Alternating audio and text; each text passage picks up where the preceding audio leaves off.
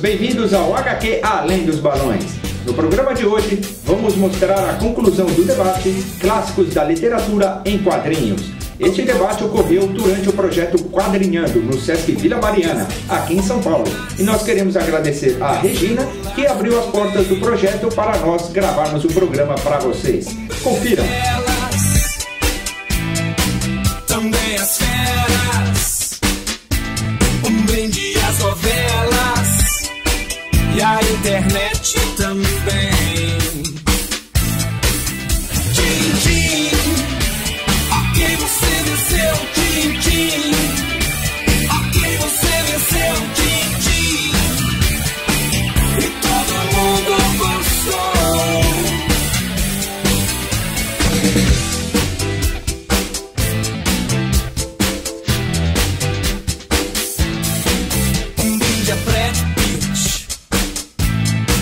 Gisele Bündchen, brinde aos nossos astros, aos paparazzi também, brinde aos prêmios. Eu queria fazer uma coisa bem informal, que a gente pode interromper um outro, e tudo isso, e vocês têm coisas aí para vocês fazerem perguntas. Quer dizer, não vamos fazer aquele negócio de 10 minutos cada um e ficar olhando ao redor. Cada um fala, interrompe, enche o saco do outro, interrompe, esse tipo de coisa, ok? Que é exatamente para você, Índigo. Quais foram as dificuldades encontradas para essa datação? Você gostou de fazer essa obra? Você gostava de quadrinhos? E qual é a diferença entre essas duas linguagens? São várias perguntas. Bom, a maior dificuldade, eu acho que a dificuldade é o seguinte: é um trabalho super técnico que você tem que estar totalmente apaixonado pelo autor, que não era o caso, não foi um livro que eu escolhi, então eu achei meio cansativo por causa disso. Eu estava falando com o Marcati antes, e ele realmente curtiu muito trabalhar com essa, faz toda a diferença do mundo, porque para mim não foi uma coisa que eu fui atrás, né? Então eu acho que tem isso, tem que ter uma empatia. E no meu caso, eu não tenho nada a ver com o Almeida. São praias completamente diferentes. Você gostou de fazer essa adaptação? Não gostei. Eu achei que pelo dinheiro que se paga para esse tipo de trabalho, foi muito trabalhoso. E por não ter tido contato com o Kira, eu achei que foi um trabalho meio cansativo. Não foi muito legal. Se eu gosto de quadrinhos, sim, eu acompanho quadrinhos de perto, desde aquela coisa de adolescentes, Chiclete com Banana, Piratas do Tietê. E, não sei, eu conheço muito desenhista. Como eu escrevo literatura infanto-juvenil, todos os meus livros são ilustrados. Então, eu acabo interagindo bastante com essa galera de desenho e quadrinhos. Qual é a diferença dessas linguagens? Eu acho que uma diferença básica é o seguinte: a literatura, ela só te dá um registro, né? Então todo o imaginário é o leitor que constrói. Eu acho que isso faz com que você, leitor, seja muito mais dono da obra. Fábio, como é a relação dos quadrinhos com as artes plásticas? Quais são os seus autores literários preferidos? Quais são os artistas plásticos que influenciaram o seu trabalho? Certo. Artistas na plateia. Eu fiz artes plásticas na faculdade, né?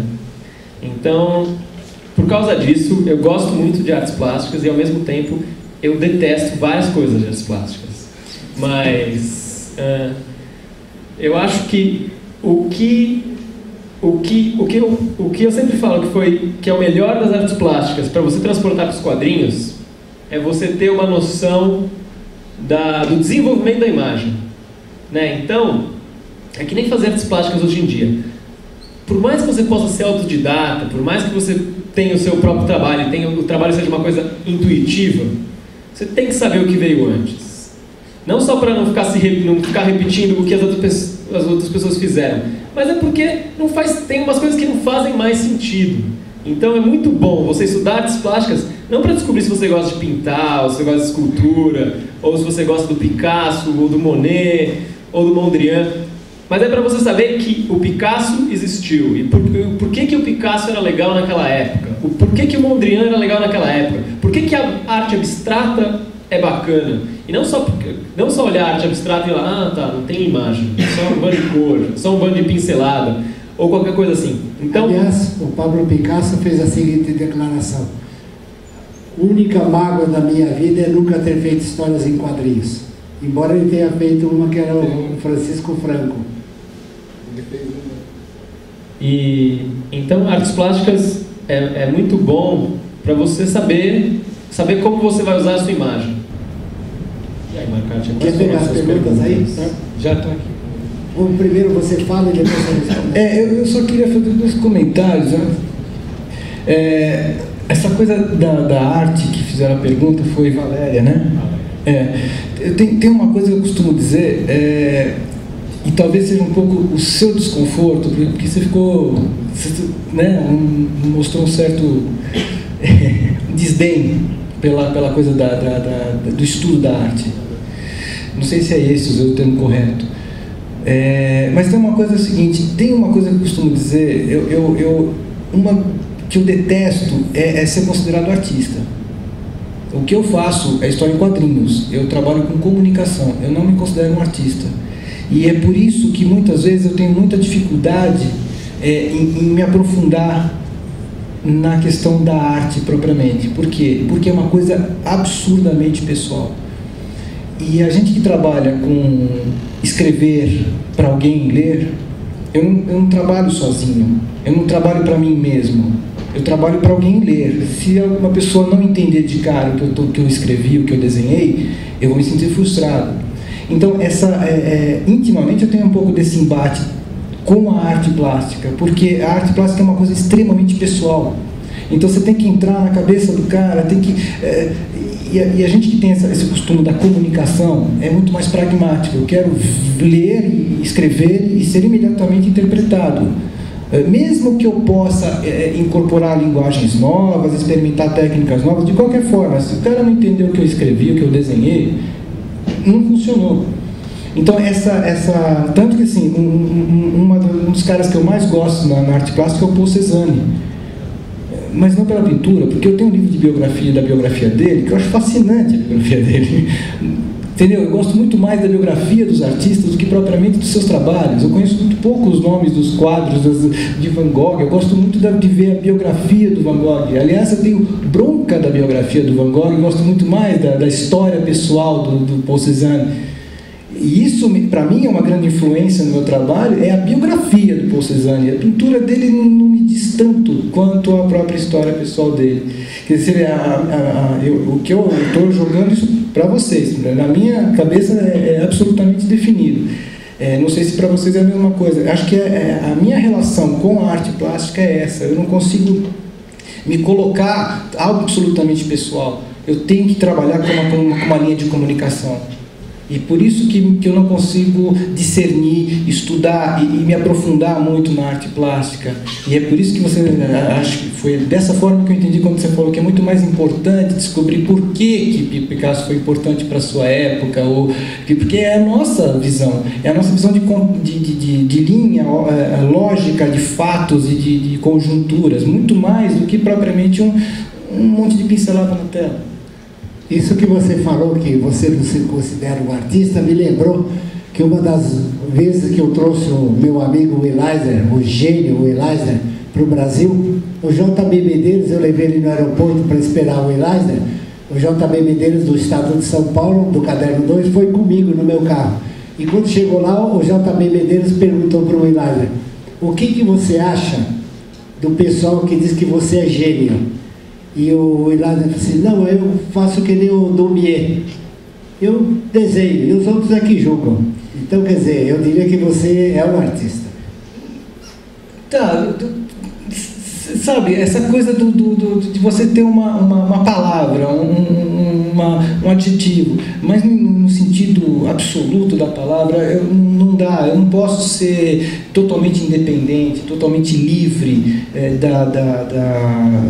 da comunicação. Eu posso ser lido por 2 leitores, mas eu fiz para leitores, entendeu? Eu não fiz assim na minha cabeça, desenhei qualquer coisa, ou da minha emoção, e não que o pintor se faça de qualquer coisa, eu digo, ele está muito mais ligado a si mesmo do que propriamente uma linguagem de comunicação. Eu posso ser lido por 1 ou por 5 milhões, a minha relação com o meu trabalho é a mesma. Ela tem que ter uma continuidade imediata, não pode ficar o cara parado, olhando, apreciando essa relação. Então, assim, eu não me sinto um artista, eu acho que é muito mais, eu me vejo como um papel de comunicador. Então vamos fazer a pergunta do Nivaldo. Nivaldo pergunta: trabalhar de 14 a 15 horas por dia durante um tempo tão curto, com um número tão extenso de páginas, sua arte não corre o risco de perder a qualidade? Bom, sim, corre o risco de perder a qualidade, mas daí que vem a prática. Você só vai conseguir fazer 2 páginas por dia com 14, 15 horas por dia sem perder a qualidade se você já fez todas aquelas páginas anteriores, que eu digo que são as páginas ruins, né? Você tem que fazer umas 300 páginas ruins para começar a fazer as páginas boas. E era o risco das páginas ficarem ruins enquanto eu estivesse fazendo 2 páginas por dia. Mas eu sei lá, vocês têm que saber, eu acho que elas não ficaram ruins. Você tem que ter uma disciplina para dizer, eu tenho que fazer 2 páginas por dia. Então, às vezes, eu fazia um close-up e dizer, bom, esse geral aí que dá mais trabalho, eu vou deixar para depois. Então, você faz um pouco fora de ordem para poder produzir. Então, quer dizer, você tem que ter uma disciplina quando você faz história em quadrinho para você conseguir realizar em tempo. Principalmente quando você faz para o mercado americano, o prazo de entrega é fundamental. Se você atrasa o prazo de entrega com o americano, pode ser o melhor desenho do mundo, eles não aceitam mais o trabalho do desenho. Então, isso que ele está falando é um problema de autodisciplina. Vocês sabem que Jascha Heifetz, esses grandes violiniers, Rudi Menuhin, eles ficam tocando violino, não pensa que é só na hora do concerto, não. Eles tocam violino 24 horas por dia, 15 horas por dia, sem parar, para quando chega na hora do concerto eles terem um domínio da técnica. Então, quer dizer, fazer quadrinho é o tipo de desenho mais difícil que existe no mundo. Você tem que saber desenhar ficção científica, cavalo, cachorro, automóvel, motocicleta, mulher bonita, bunda, tem que saber fazer as coisas, porque senão vocês não conseguem trabalhar. Então, quadrinho é a coisa mais difícil e mais mal paga que existe no mundo. Mas essa técnica é da literatura também. O Coppola falava, durante 1 hora por dia você tem que grudar seus dedos no teclado e teclar. Não importa que você esteja escrevendo um monte de besteira, isso não é importante, mas você tem que estar lá teclando, porque tem a ver com o processo de você estar se mexendo, escrevendo, 1 hora vai sair alguma coisa que presta. E se não sai também, tudo bem, no dia seguinte sai. Então é bem isso, não importa, das 300 páginas ruins para sair uma boa. Você mesmo falou que Memórias era publicado em folhetim. Quase tudo do Dostoiévski, do Jack London, do Charles Dickens, era primeiro publicado em folhetim no jornal. Então, quer dizer, ele tinha um prazo para entregar isso. O Fábio Marcati pode responder a primeira parte e ela pode responder a segunda, que é: vocês dois já tiveram experiência como ilustradores de livros de literatura infantil ou outro tipo de ficção que não fosse quadrinhos? E aí é uma pergunta que cabe mais para você. Quais seriam as diferenças e as semelhanças entre as ilustrações pensadas e feitas para livros de literatura e as ilustrações para quadrinhos? Fala. Olha, eu vejo... Você participa da pessoa que faz a ilustração dos seus livros? Você discute e participa ou ele faz do jeito que ele bem entende? Nos meus primeiros livros eu tinha um hábito que era sempre sugerir um ilustrador. Normalmente era amigo, e isso foi muito complicado. A relação dos ilustradores com a editora. Então eu parei de sugerir amigo.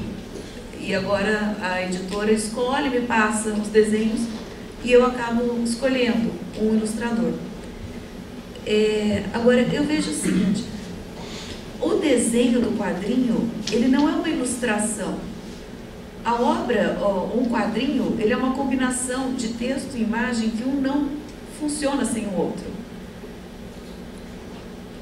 Na literatura, na ilustração de literatura infantil, não. O meu texto funciona perfeitamente, sem nenhuma ilustração. Então, quando um desenhista vai ilustrar um livro meu, eu acho que ele tem que ir além do meu texto. A ilustração, e daí quando rola isso, é que eu acho que o livro fica completo. Quando ele não tem essa coisa de ilustrar o que eu escrevi, porque isso é uma besteira. Ele acrescenta, ele dá uma dimensão maior para a coisa. Então eu acho que tem essa diferença. No quadrinho existe a necessidade do desenho, na literatura não.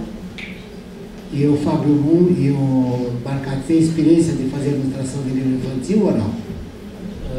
Infantil, eu tenho experiência de fazer muita ilustração para revista infantil, mas não um livro exatamente, né? Eu ilustrei, fiquei 6 anos trabalhando na revista Recreio. Não, um livro nunca ilustrei. E eu fiz uma ilustração. Você fez pornografia para as crianças? Não. Aliás, eu não me considero ilustrador, então é difícil, eu nem me proponho a fazer ilustração. Né? Pô, ilustração é fácil para quem faz quadrinhos. Para mim, em vez de fazer 30 páginas, você tem que fazer uma imagem só. E você tem mais, 4 dias para fazer uma ilustração. Mas aí o cara tem que desenhar bem, eu não desenho bem. Ilustração às vezes às vezes o seu desenho não encaixa no tipo, no veículo, né? A minha relação é essa, eu desenho para ilustrar desenho de criança, por exemplo.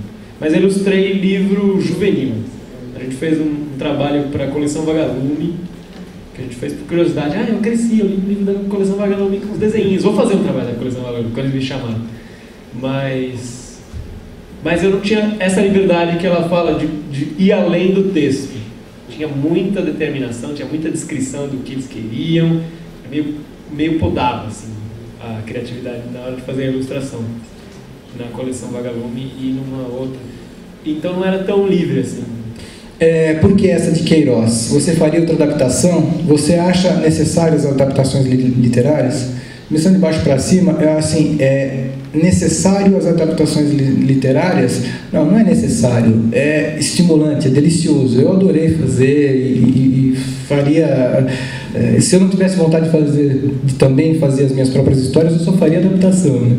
Mas eu também gosto de escrever minhas próprias histórias, então não é necessário, é delicioso, eu acho importantíssimo e faria e já estou estudando fazer uma próxima adaptação. Primeiro eu vou lançar um livro meu, né, de história minha, para depois fazer uma adaptação, mas estou estudando adaptação sim. E porque essa de Queiroz, a versão curta, a editora que mandou o livro para eu ler. Mas a ideia foi o seguinte, eu tive total liberdade, a ideia de fazer uma adaptação foi minha. E aí, inspirado pelo Hunt Emerson, eu pensei em fazer, mas eu jamais pensaria em essa de Queiroz, por quê? Porque eu nunca tinha lido essa de Queiroz. E aí eu sugeri alguns nomes, eu falei em alguém que eu estava pensando, e aí o pessoal me mandou uma cópia reduzida, né, aquelas versões de escola da Relíquia, e eu achei fascinante. No começo fiquei com medo, né, porque essa de Queiroz tá, mas quando eu fui ler eu achei aquilo extraordinário. A história é um desbunde total, assim, a forma de escrever que a gente não está acostumado, né, assim, na atualidade, aquele português muito erudito. Para quem é acostumado a ler quadrinho, aquilo é difícil demais, mas a contundência da história, a abordagem dos temas é extraordinária. Eu fiquei fascinado com a história em si e aí fiz com prazer, tanto que eu hoje, quando penso em adaptação, eu não penso em nada óbvio, estou pensando em coisas completamente diferentes do que eu pensaria.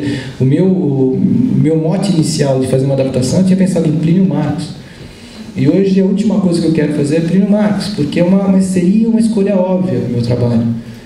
O que vocês acham das propostas das editoras de lançarem os quadrinhos em formato europeu dentro da realidade econômica brasileira?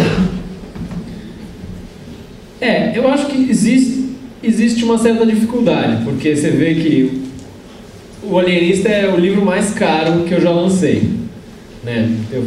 Eu batalho com as editoras que fazem os 10 pãezinhos de tentar fazer o mais barato possível, porque eu quero que as pessoas leiam. Não sei que não preço de 10 pãezinhos mesmo.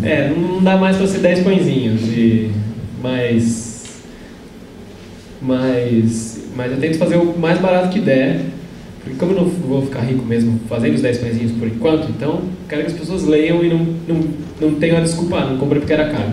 E o Alienista, ele é o livro mais caro que eu já fiz, sabe? Ele é mais ou menos R$40. Mas ao mesmo tempo, as pessoas vão ao cinema. Deixa por 39? Deixa por 39, tem uns lugares que vendem mais barato, sei lá o quê. Mas ao mesmo tempo é relativo. Eu acho que as pessoas, elas pararam de investir nas coisas que elas gostam, na cultura, por exemplo. Então, ele vai reclamar que o livro é caro? Vai reclamar que o livro é caro. Mas as pessoas consomem outras coisas que também são caras. Eu acho que o que eu me preocupei com o Alienista, eu sabia que ele ia ser caro porque eu sabia que ele ia ser colorido, porque eu queria fazer colorido. Então eu me preocupei em fazer uma coisa que valesse R$40. E não uma coisa que, não valeu a pena. Então eu sabia que ia ser caro, eu me preocupei a mais, não fiz uma cor de qualquer jeito, não fiz um desenho de qualquer jeito, é uma adaptação literária, vou fazer terminando. Não, tem que valer o preço do gibi. Uma coisa que vai ser tão legal, você vai ler de novo, de novo, de novo, de novo. E aí, se você gostar mesmo, e é uma coisa que você vai ler pro resto da vida, aí vale os R$40. Marcado, você tem mais perguntas ainda? Não, tenho sim. Mas eu não sei se a gente continuava um pouco nesse ponto aí. Eu acho que essa é a única diferença da realidade do formato europeu. Essa é uma coisa colorida e grande. E o problema hoje em dia de ser colorido e grande é que para as editoras que publicam quadrinhos isso sai meio caro. Fora isso, eu acho bacana. Mas sabe o que é um paradoxo?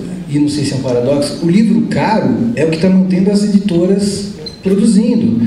Então, se for em última análise, é o seguinte: o livro caro, ele mantém as editoras porque o livro ele não se esgota na banca. Ele não tem 30 dias para ser recolhido. Então, daqui 5 anos, a editora continua ganhando dinheiro com o livro, porque ele é um patrimônio. E o livro sendo caro, os primeiros meses ou os primeiros anos de venda já paga os seus custos. E aí a quantidade de outros livros que vendem no seu catálogo vai mantendo a editora. Então, na verdade, em última análise, não é um paradoxo. Essa é a realidade brasileira, em que jogador de futebol e piloto de Fórmula 1 ganha bilhões enquanto o resto do país passa fome. E a gente tem um monte de piloto, um monte de jogador de futebol ganhando milhões. Essa é a realidade brasileira, em que o foco dos valores estão só em alguns pontos. Mas eles se mantêm, no caso do livro, é fundamental o livro ser caro para continuar existindo as editoras e esses espaços. À medida que os livros começarem a vender mais, seja lá por que motivo, eu acho que não é o mérito dessa discussão, mas a partir do momento que os livros começarem a vender mais, os livros tendem a, obviamente, cair os seus preços. Entendeu? Então, assim, não é nem de sacanagem da editora, é uma forma de sobrevivência, não é nenhum paradoxo, não. Infelizmente, essa é a porcaria da nossa realidade, que meia dúzia compra livro e mantém a editora. E se for diferente, se uma editora quiser lançar o Alienista ou a Relíquia a R$5, ela vai quebrar as pernas e não vai lançar outro. Simplesmente não vai lançar outro. A Relíquia quanto é que custa? 32. É preto e branco, né? Mas outra, sabe o que eu estava pensando? O que acontece? Se ele fosse mais barato, mais gente ia comprar. Mas não tão mais. Não tão mais. Quem compra quadrinhos, compra quadrinhos. Reclama do preço, mas compra. Quem gosta de história de quadrinhos, vai comprar. Então, não é muito preço. Quem gosta de livro, compra livro. Vai na livraria e compra um livro. Livro custa mais ou menos isso. E no Brasil, a gente tem 3 mil leitores. É isso, é a quantidade de leitores que você tem. E isso é um dado de mercado. Não importa o preço do livro. Se o preço custa 70, se custa R$70, ele vai vender bem. Porque o fator preço não é uma decisão na hora da compra para o público que lê, que é um público mínimo. Até porque no Brasil, um país pequenininho como o nosso, a gente tem pouco mais de 1.500 livrarias no Brasil inteiro. Então, não adianta. A gente tem 2 leitores por livraria. Então, é uma média boa. A gente tem menos livraria no Brasil do que em Buenos Aires. Né? Então, já começa o problema daí. Não tem livraria aqui. Então, você pode ter... como é que é o último número que saiu lá da ABL? Tem 3.800 editoras e 1.600 livrarias. Então, alguma coisa está errada aqui. Né? Tem o dobro de editoras para livraria. Então, começa daí. Por isso que só tem 3.000 leitores. Né? você acha que existe um descanso para os autores literários nacionais? Já que os livros nacionais, muitas vezes, não somente exigidos em vestibulares ou afins, um descaso para autores nacionais. Eu acho que é desproporcional o número de títulos que a gente tem traduzidos de autores estrangeiros com o que se investe em literatura nacional. Tem uma coisa também de exposição em livraria, né? E tem uma coisa de custo. É muito mais barato você comprar os direitos de uma obra internacional, por incrível que pareça, do que pagar os direitos autorais para um autor nacional. Então, tudo isso meio que explica por que a coisa é assim. Sim, ou seja, respondendo sim, existe um grande descaso. Vamos lá. Qual é a aproximação entre quadrinhos e literatura infanto-juvenil?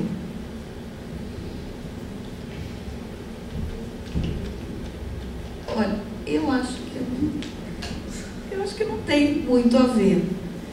Eu acho, primeiro porque quadrinhos, eu vejo uma coisa, quadrinhos não é necessariamente para criança ou para jovens. Eu acho que isso foi assim um tempo, mas hoje não. Hoje tem muito quadrinhos para adultos, que são um caso desses.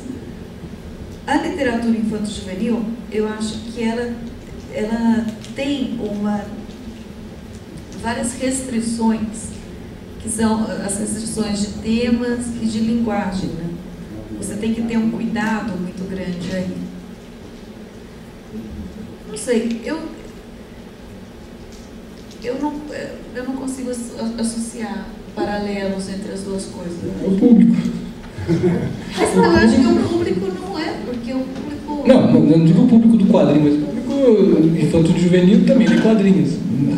O público lê as duas coisas, não é estanque, não. Do Sandro Saraiva, ela é muito parecida com aquele conteúdo da minha resposta parecida. A aproximação de maneira mais intensa hoje em dia dos quadrinhos com a literatura, tanto em adaptações quanto no formato dos álbuns, é uma tentativa das editoras e dos autores em mostrar que quadrinhos não é só coisa para criança. No Brasil ainda não prevalece essa crença. Quer dizer, a primeira parte dessa pergunta eu acho que eu respondi, né? Que é aquela coisa que assim os formatos, elas estão indo mais para a livraria, que é um produto diferenciado do quadrinho de banca. Ele está agora no lugar certo. Eu acho que o quadrinho de autor é livraria, a gente só precisa ter mais livrarias. Isso aí não é um problema do quadrinho, é um problema da literatura e do mercado editorial brasileiro, que não tem livraria. Mas o segundo ponto é que assim, se prevalece a crença que quadrinho é coisa para criança. Essa crença por causa, na minha opinião, por causa desse problema vou insistir nisso, que a gente tem uma história do Brasil que é herdada da cultura americana de quadrinho de autor. Eu acredito até que nos Estados Unidos deve ser pior ainda para os autores americanos de quadrinhos, que a gente vê muito menos coisas de autor, já que eles conseguem espalhar tudo que eles fazem para o mundo inteiro, como a gente não vê tanto quadrinho de peso autoral americano. O que tem é grandes artistas participando de obra ou de super-heróis ou de quadrinhos de consumo de massa. Eu pelo menos não conheço, posso estar enganado, de grandes autores de quadrinhos norte-americanos. A gente tem N nomes, né? Guido Crepax, Pichard, tem grandes quadrinistas europeus, italianos, franceses, mas autores de quadrinhos americanos eu pelo menos não conheço, grandes autores. Até o Hunt Emerson que eu citei, ele é britânico. Então assim, essa cultura europeia do quadrinho, que é uma coisa que o leitor brasileiro, o desenhista brasileiro está muito mais ligado a isso, enquanto que a produção editorial brasileira ela é focada para o quadrinho de massa, para o super-herói, para o quadrinho infantil, para o quadrinho de venda rápida, que faz diferença nenhuma se é desenhado por alguém ou por máquina. Quer dizer, a gente tem essa crença no Brasil, não é por culpa da crença, não é um tabu, é uma coisa criada meramente por uma questão de mercado. Você vai na banca de jornal e vê quantos quadrinhos autorais tem ali dentro. Então você tem quadrinho para criança de monte. Certo? E mesmo os quadrinhos de super-heróis são meio de canto. Então, a cultura de quadrinho é coisa para criança, não é culpa de quem não lê quadrinho. O cara vai na banca e só vê isso mesmo. Vai falar o quê? Eu não leio quadrinho porque eu já passei da idade. É natural isso. Então quer dizer que nós já temos menos 1 minuto da bomba explodir. Então eu gostaria que vocês, cada um de vocês, fosse bastante sintético, como se fosse um balãozinho de história em quadrinho. E eu posso falar de trás para frente, aí o tempo volta, né? E desse então a solução final para esse grande problema que é literatura e quadrinhos. Tá, bom, eu não sei se eu vou dar a grande solução, mas retomando, aproveitando meu tempo para retomar aquela primeira questão que você colocou, eu acho que está acontecendo uma coisa interessante hoje em dia, pelo menos na literatura infanto-juvenil, que eu acho que o mercado europeu está muito mais interessante do que o brasileiro. O que acontece comigo é que eu não consigo publicar algumas obras minhas com grandes editoras brasileiras, porque eles acham que eu estou sendo politicamente incorreta, ecologicamente incorreta, um monte de incorretos. Quando esse ano eu vou ser publicada na Itália, e lá foi interessante que o retorno que eu tive é: nossa, você é uma das primeiras autoras brasileiras que não é moralista com criança. Então eu estou achando... É a chance para você, olha aí. Você pode ser imoral na Itália. Mas lá não vai ter graça. Então eu não vejo nenhum problema essa influência externa, porque a influência externa hoje é muito benéfica. Muito mais, eles estão com o mercado muito mais maduro do que o Brasil. Interessados em nós. O mercado nacional mesmo. Fala, Fábio. Deixa eu pensar em uma coisa brilhante para terminar as minhas falas.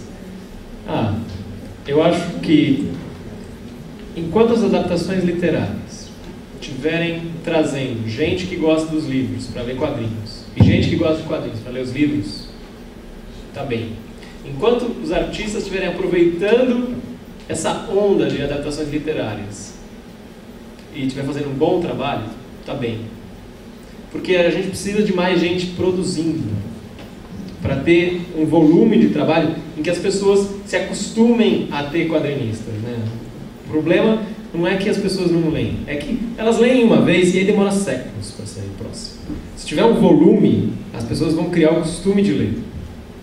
E então precisa, e as editoras estão percebendo isso, estão buscando os autores nacionais para criar esse volume de leitura, seja nas adaptações literárias, que tem o apelo do autor clássico, seja apostando nos autores. Aí os leitores têm que correr atrás, gostar do que eles gostarem, não gostar do que eles não gostarem, porque a obrigação do leitor é falar: não gostei do seu trabalho. Que era o mais legal de fazer fanzine, era isso. Eu tirava xerox, eu vendia de mão em mão, e o cara olhava, meu fanzine tinha 4 páginas, o cara olhava, em 5 minutos, enquanto eu vendia para o outro cara, o cara já tinha lido, e aí depois ele já estava com aquela cara: não gostei, ou não entendi, ou putz, por que você não fez assim? Muito curto, muito longo. Então, o leitor tem que se manifestar. O leitor tem que fazer pergunta, tem que gostar, tem que não gostar, tem que correr atrás, para o autor poder crescer como autor, né? E aí o autor cresce como autor, faz umas coisas mais legais, vocês gostam mais, e aí a gente continua fazendo. Todo mundo tem o seu papel, e a gente precisa de mais autor para suprir essa necessidade das pessoas de lerem os quadrinhos, criar esse volume. E eu só queria terminar achando uma coisa que eu fico pensando hoje em dia, que eu acho que a gente tem o estigma de que quadrinhos é coisa para criança, porque a gente tem um buraco no quadrinho nacional. A gente tem o quadrinho de criança, que é a Mônica, coisas assim, nacional, mas acaba muito rápido o interesse das crianças de ler Mônica, porque o limite da imaginação das histórias da Mônica, ele é logo superado pela literatura infanto-juvenil ou pela televisão. Então eles param de ler quadrinhos, e não tem quadrinhos infanto-juvenis, não tem quadrinho para o jovem. Aí o quadrinista autoral vai fazer o quê? Vai fazer quadrinho para adulto, vai fazer quadrinho que nem ele vê as coisas dos livros, né? Que nem ela estava falando do problema do livro infanto-juvenil, que ela vai publicar na Itália, vai publicar aqui, porque tem essa coisa politicamente correta, que nos livros teoricamente não devia ter, né? Eu estava lá na 7ª série, na 6ª série, lendo Jorge Amado e aquilo que ele falou, né? E aí, hoje em dia você não pode mais escrever um livro ou desenhar, porque desenhar fica mais explícito, tá lá, as pessoas vão ver o negócio, E aí as pessoas não deixam mais, então perde esse acesso ao jovem, ao criança jovem, ou ao jovem adolescente. E o adolescente vai ver as coisas que falam com ele. E aí só vai voltar para os quadrinhos quem cruza por acaso com os quadrinhos, ou quem aguenta ficar lendo até crescer, ficar lendo lá super-herói, ou mangá, ou qualquer coisa assim, até descobrir os quadrinhos para gente grande. Então falta quadrinho juvenil. Mas é muito difícil, porque quadrinho juvenil, você vai querer falar para o jovem coisas que tem a ver com os jovens. E aí as editoras não querem, porque elas vão picotar, não pode falar de sexo, de drogas, de relacionamento, de problema. Jovem não tem problema, jovem tem que ir para a escola. É com você, Fala.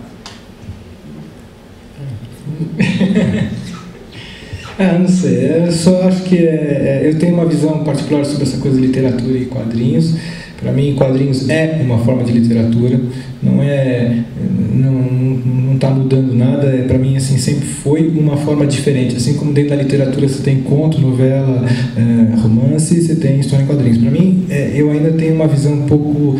Eu não consigo tirar o quadrinho como uma linguagem à parte. É uma forma diferente de fazer literatura, afinal de contas tem texto e a gente tem que ter muita responsabilidade até quando escreve, mesmo quando é coloquial e tudo mais. Então, na minha opinião, quadrinho é uma forma de literatura. Então, adaptar não é bem uma coisa tão chocante. É só recontar uma história dentro de uma mesma linguagem. Acho que é muito mais difícil você adaptar para o cinema, para o rádio, porque quadrinhos, para mim, é uma forma de literatura e nada vai me dissuadir disso. E eu encerraria dizendo o seguinte: o Salão Mackenzie fez um salão de humor, e que foi o começo o Zélio viu o Salão de Luca e conseguiu criar o Salão de Humor de Piracicaba. Então, 10 ou 20, sei lá, 120 anos depois do Salão de Mackenzie, foi lá o Ziraldo, o Zélio, eu, todo mundo, para ficar falando sobre o Salão do Mackenzie, que tinha iniciado um ciclo no Brasil. E o Zélio e o Ziraldo começaram a falar da luta contra a ditadura, da dificuldade do Pasquim, tal, aquele negócio que absolutamente interessava absolutamente nada para aquele plateia de jovem, não sabia que ficção que eles estavam falando. Então eles todos falaram sobre a luta que foi naquele tempo do Pasquim. Aí então dizendo, e agora para encerrar, para a última pessoa a falar, é o Milor Fernandes. O Milor Fernandes pegou o microfone. Está encerrada a sessão. E acabou.